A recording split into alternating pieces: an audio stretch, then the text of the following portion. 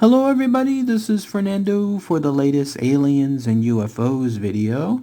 I thought I would mix this one in here while it continues to link to the mysteries and disappearances side, mainly because this was a suggestion under that specific playlist, but when I was reading the information I thought to myself, no, this is a great way to showcase it for all you aliens and UFO fans, at least within this playlist here.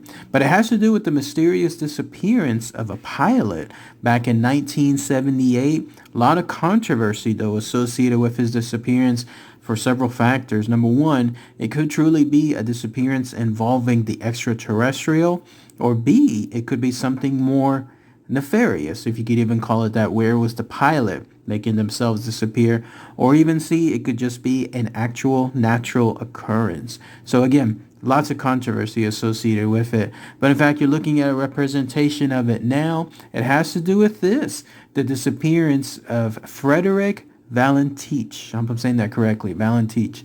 So let's go ahead and let's talk about his information here, and then I'll present all the angles that I just mentioned, and I'd love to hear what your thoughts are with regards to that. So here's essentially what happened.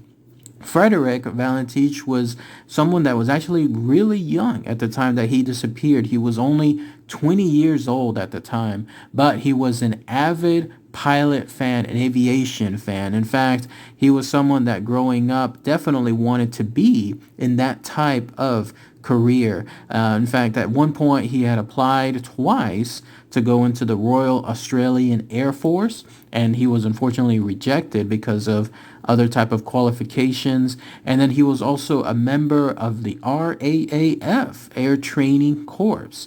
And he was doing all of this because he wanted to be a commercial pilot, but there were things that were still holding him back. It seems like he was having some kind of poor records when it came to his education, and then also he failed not just one or two, but 5 commercial license exams. I don't know if in Australia, if the exams are like the same as anywhere else in the world. It could be easier, they could be harder, but the fact that he was failing 5 of them, again, doesn't really look too good when it comes to someone trying to be, in this case, a career pilot.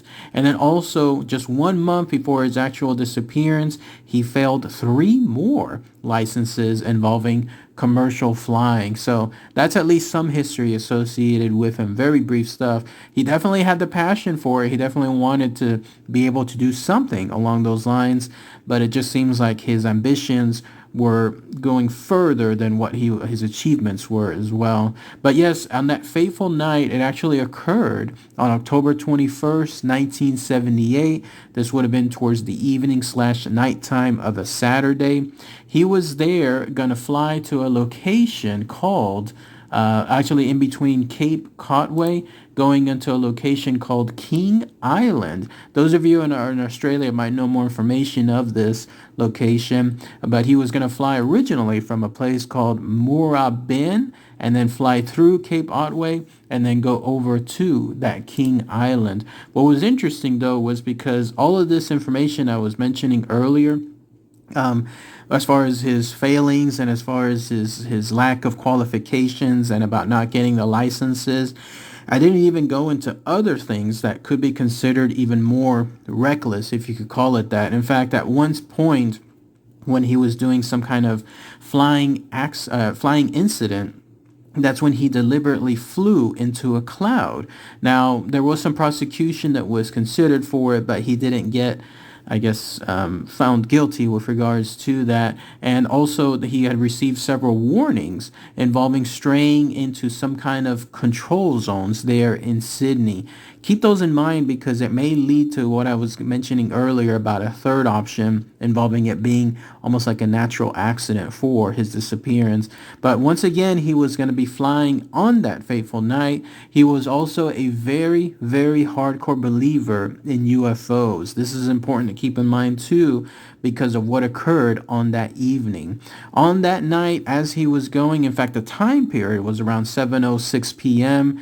Presumably, it was at that point nighttime. I guess it just depends on the location. Like here in Texas, depending on the time of the year. Our nighttime can go well past 8 p.m.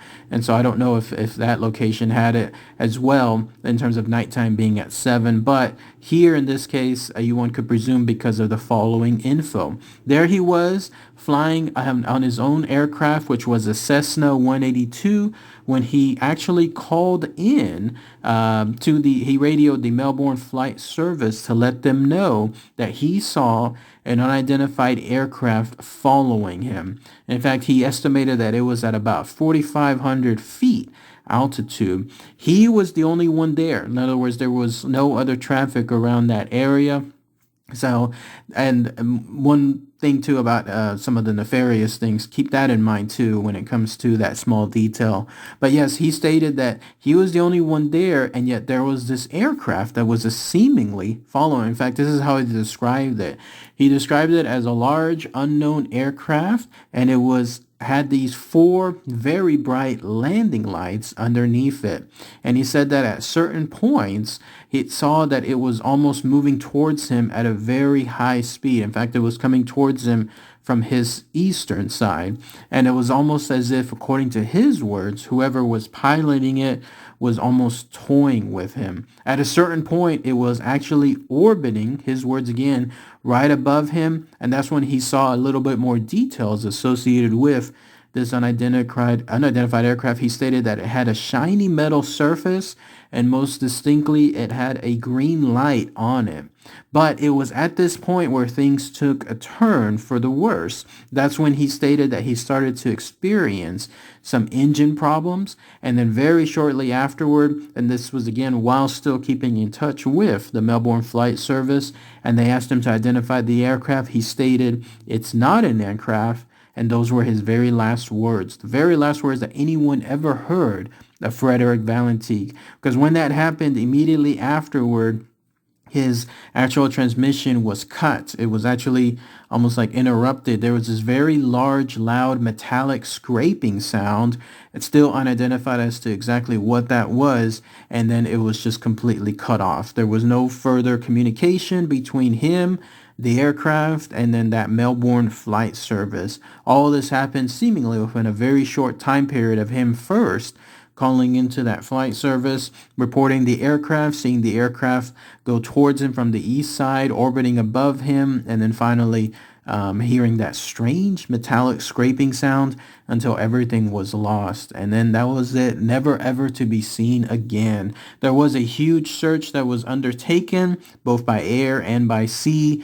This involved multiple departments, and in fact it also stretched out over 1,000 square miles, which is gigantic, right, when you think about that.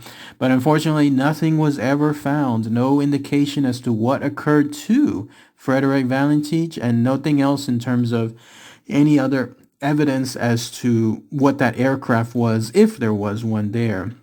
And to this very day, I mean, after a short while, he was basically declared dead. And to this very day, what is it now, almost 50 years later, there's no clear evidence as to what occurred to him. The closest, though, was this. Back in 2009, it turns out there was a item that was discovered, and that was something where it was like a piece of fuselage. It was some kind of item. I'm sorry, 1983. This was the year that it was discovered. Something had landed in some other part of of an area. I don't know if this was like a area there by a beach or somewhere there, but if when that occurred, it was linked to a Cessna 182, and it had a serial number that almost matched a range of the serial numbers that part was from.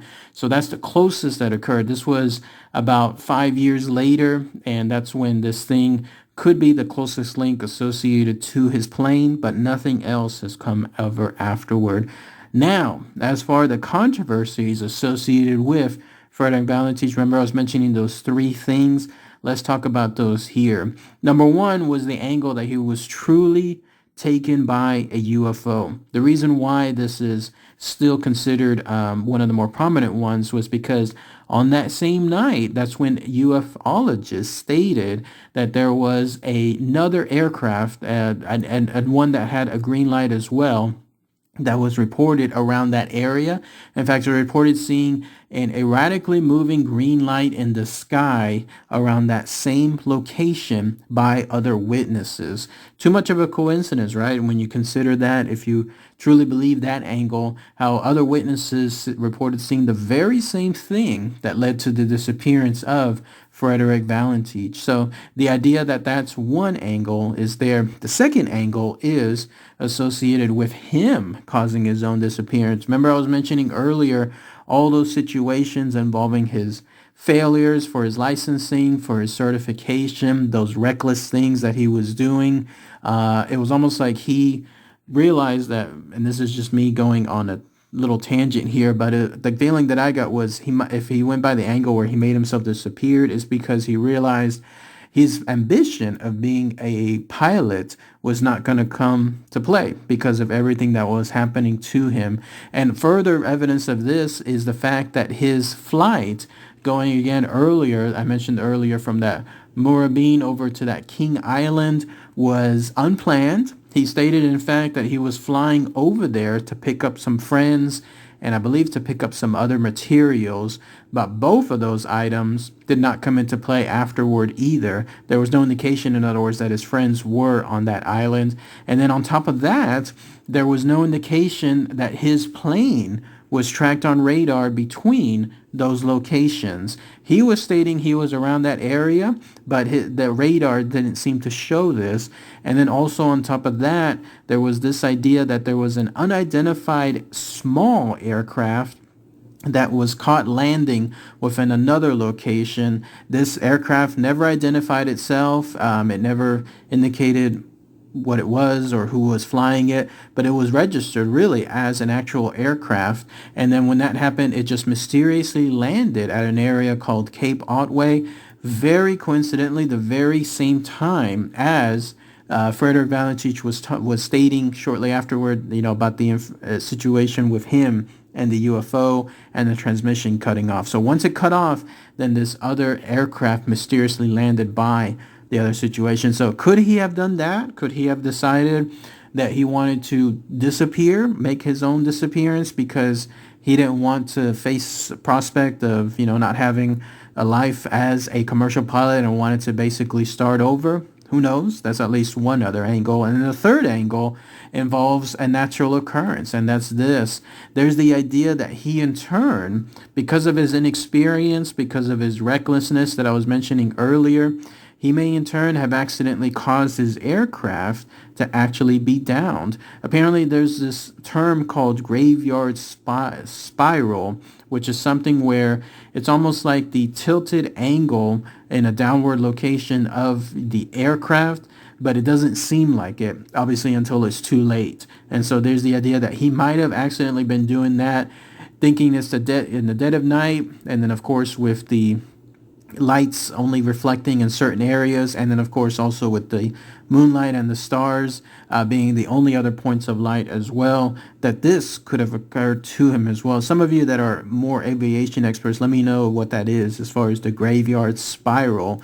But that also could lead to other things involving his engine. Remember, I was mentioning earlier that his engine started to report some problems, some problems right before the transmission cut off.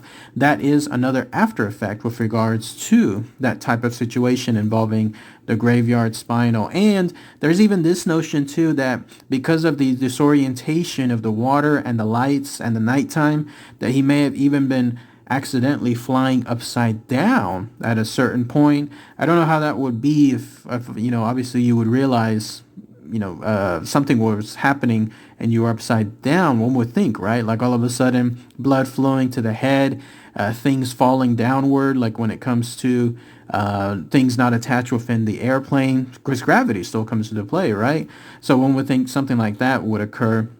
But then the other thing is that he was misinterpreting certain things involving the planets Venus, Mars, and Mercury, and that caused him to further become disoriented, or it led him into thinking that those planets were actually the spacecraft themselves. So those are more of the natural occurrences. But either way, though, everything else leads to one thing, and that is he is gone.